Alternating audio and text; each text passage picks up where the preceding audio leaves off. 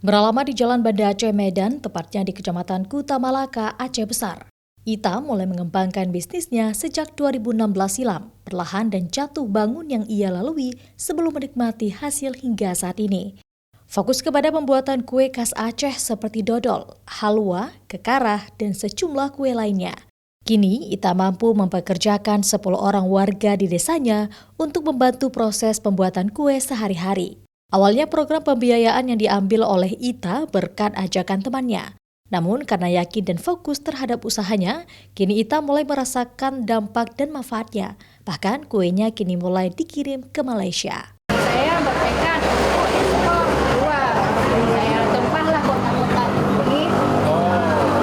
Nah, kemudian saya sekarang udah diekspor ke Malaysia. Udah bisa dibawa ke pariwisata.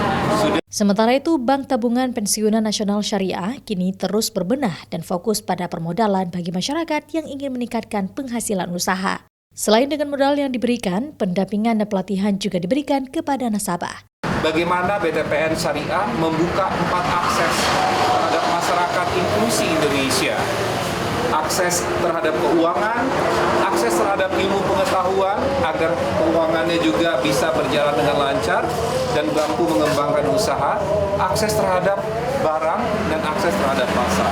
Saat ini terdapat 2.600 kecamatan di seluruh Indonesia yang mulai dilirik oleh BTPN untuk menyasar para pelaku usaha mikro kecil dan menengah untuk terus berkembang. Syahril, Kompas TV, Aceh Besar.